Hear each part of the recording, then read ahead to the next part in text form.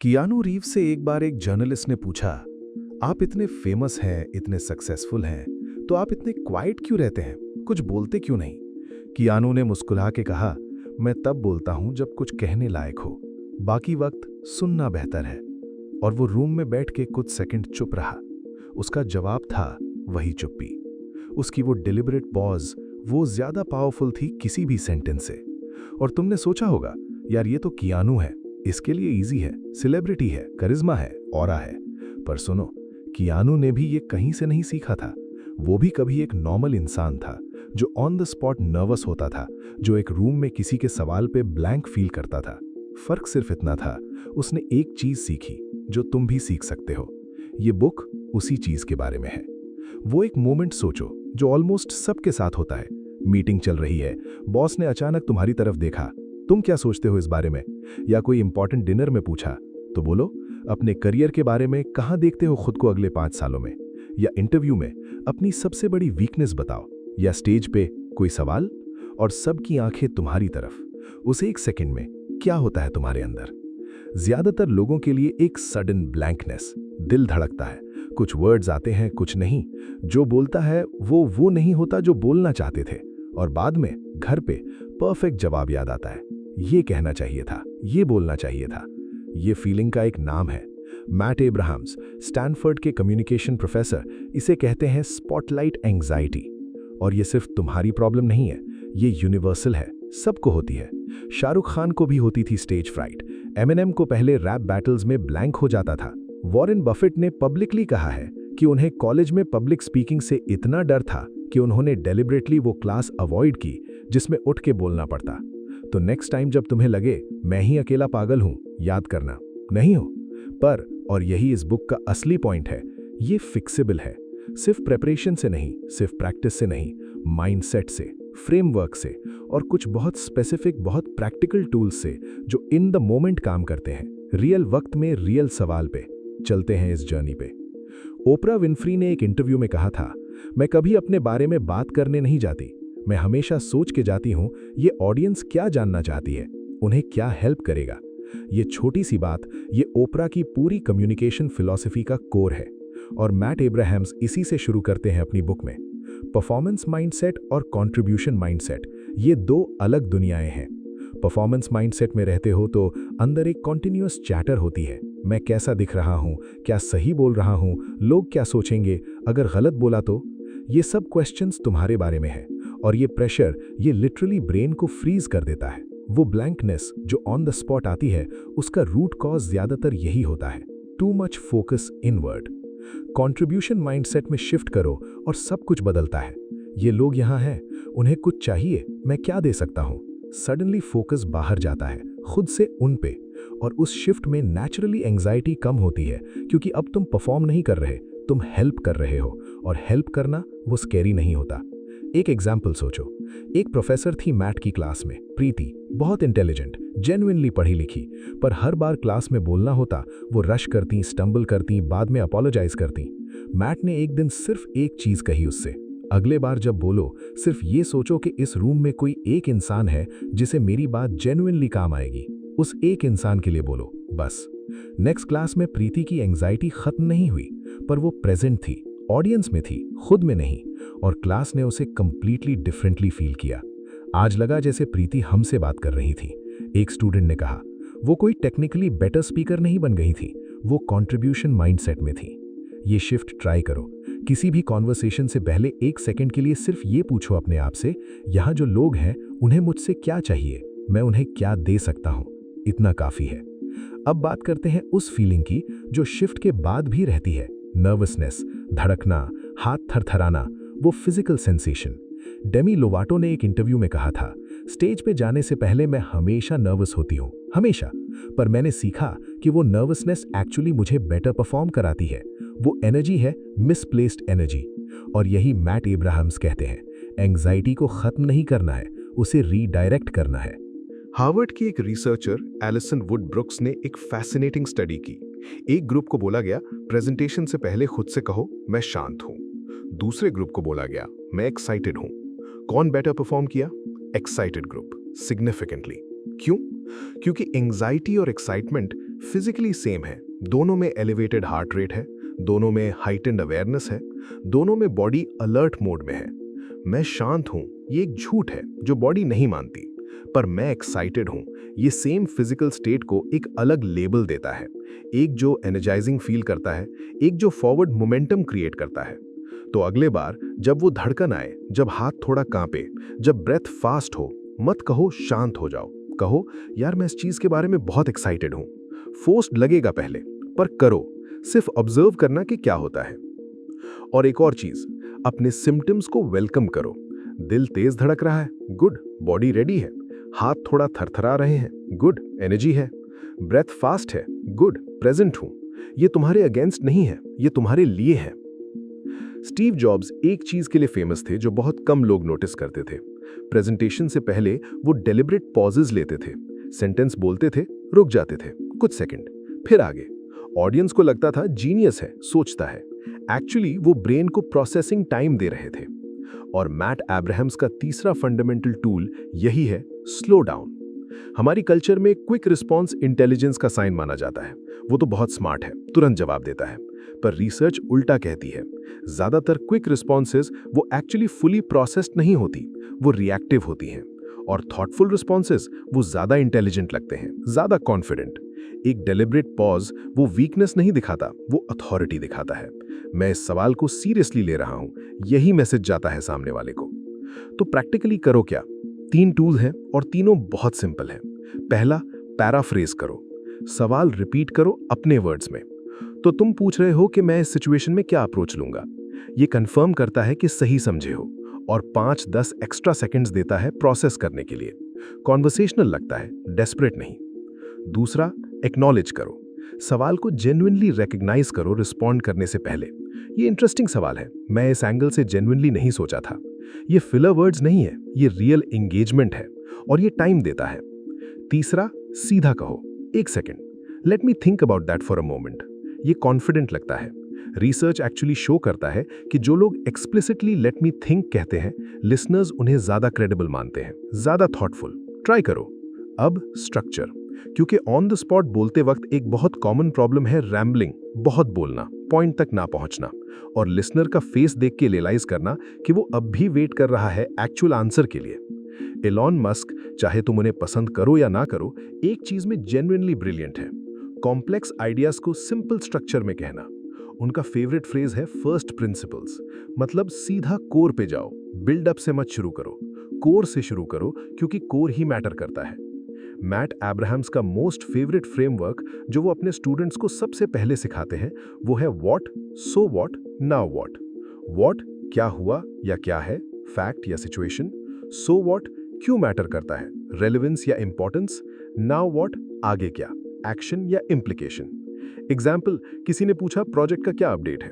What, हम schedule पे हैं, पहले 2 फेजेस कंप्लीट है। सो व्हाट, मतलब नेक्स्ट क्वार्टर का लॉन्च ऑन ट्रैक है, जो क्लाइंट के लिए क्रिटिकल था। नाउ व्हाट, अब फाइनल टेस्टिंग फेज में जा रहे हैं, एक और रिव्यू नीडेड है टीम से। 3 लाइंस, क्लियर, कंप्लीट, प्रोफेशनल, और ज्यादा नहीं बोलना पड़ा।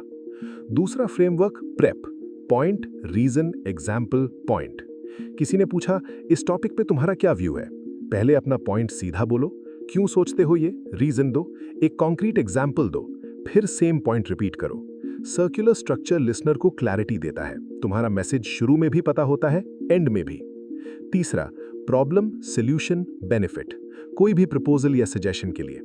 अभी ये चैलेंज है, मेरा सजेशन ये है, और इससे ये होगा। 3 सेंटेंसेस में एक कंप्लीट पिच। ये फ्रेमवर्क्स बोरिंग नहीं है, ये लिबरेटिंग है, क्योंकि जब स्ट्रक्चर इंटरनलाइज्ड हो तो तुम्हारा ब्रेन फ्रीड होता है कंटेंट के लिए, ऑर्गेनाइज करने की चिंता नहीं होती रियल टाइम में। अब एक स्पेसिफिक सिचुएशन जो ऑलमोस्ट सबसे ज्यादा एंजाइटी क्रिएट करता है, डिफिकल्ट सवालों का जवाब। कोई ने कुछ पूछा जिसका जवाब पता नहीं, या किसी ने एग्रेसिवली चैलेंज किया, या सवाल बहुत ब्रॉड था, अपने बारे में बताओ, और तुम सोच रहे हो कि कहां से शुरू करूं।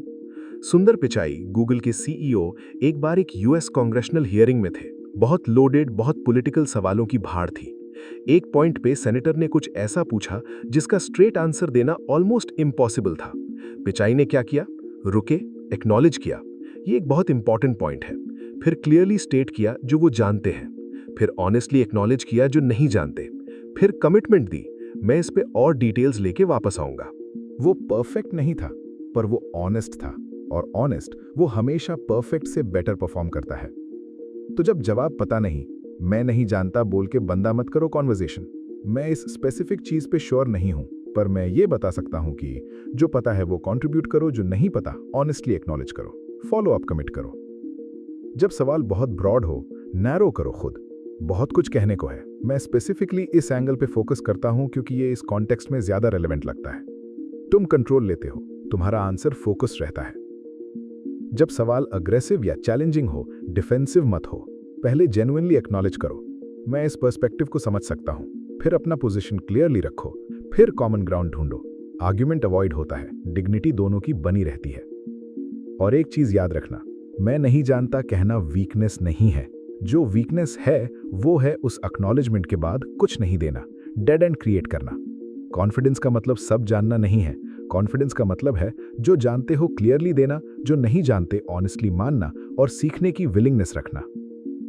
ब्रेविटी, ये वर्ड सुन के लोग सोचते हैं मैं तो ज्यादा बोलने वाला हूं, ये मुझसे नहीं होगा। पर सुनो, अमिताभ बच्चन के बारे में एक इंटरेस्टिंग ऑब्जर्वेशन है।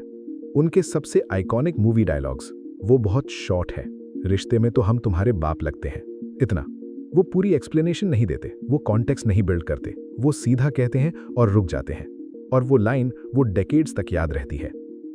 मैट एब्राहम्स कहते हैं, say the minimum amount to make your point, then stop.